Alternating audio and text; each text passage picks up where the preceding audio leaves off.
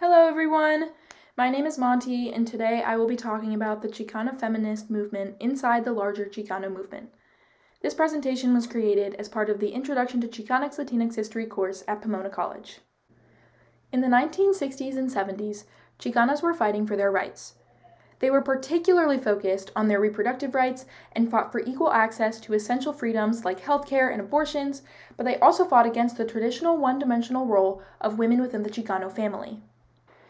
Chicanas were facing oppression from inside and outside their communities.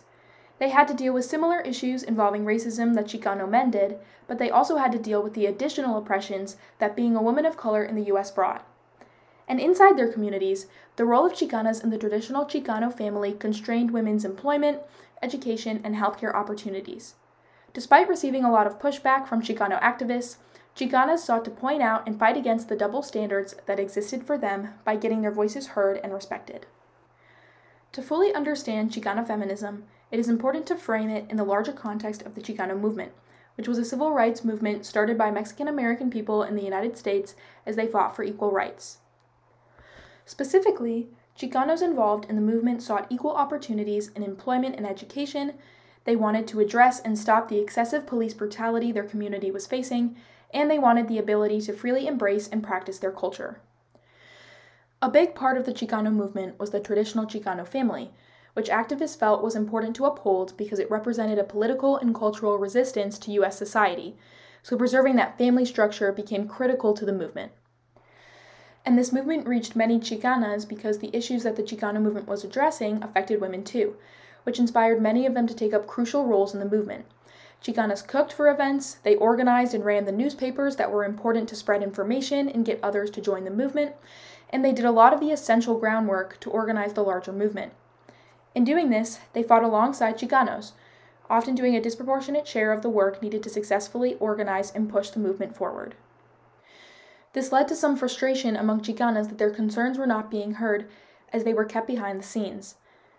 Chicanas sought to speak out about the unique oppression they faced as women, but because of the importance of the traditional family within the movement, women who spoke out about gender-related issues were criticized and seen as traitors to the movement.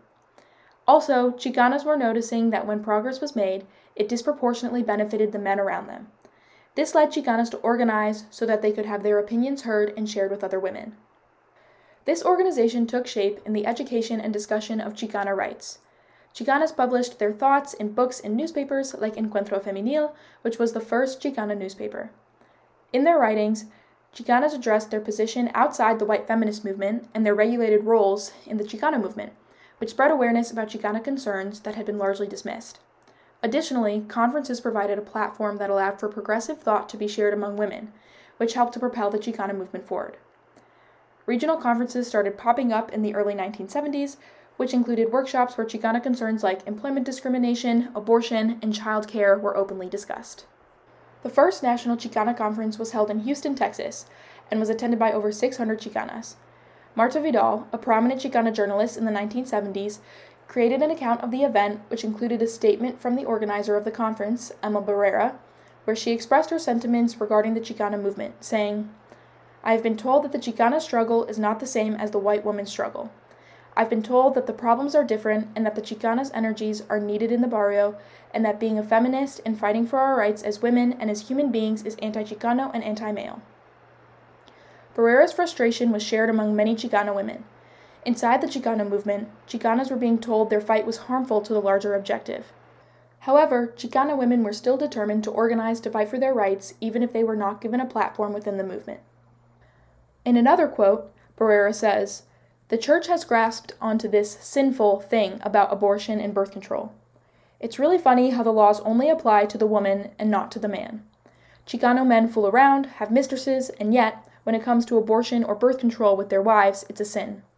So be it resolved that the National Chicana Conference go on record as supporting free and legal abortions for all women who want or need them."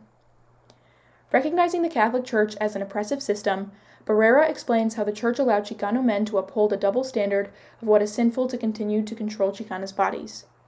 However, Chicana women challenged the male-dominated movement by organizing on their own. In this case, although supporting abortion threatened the traditional Chicano family and Chicano men, Chicanas would not accept this oppression, speaking out and fighting for their rights. Chicana women had a crucial role in the Chicano movement. However, this same movement intended to confine Chicanas to family life and not address their concerns related to reproductive rights and healthcare. In protest to oppressive societal conditions, Chicana feminism emerged as a fight for freedom and autonomy.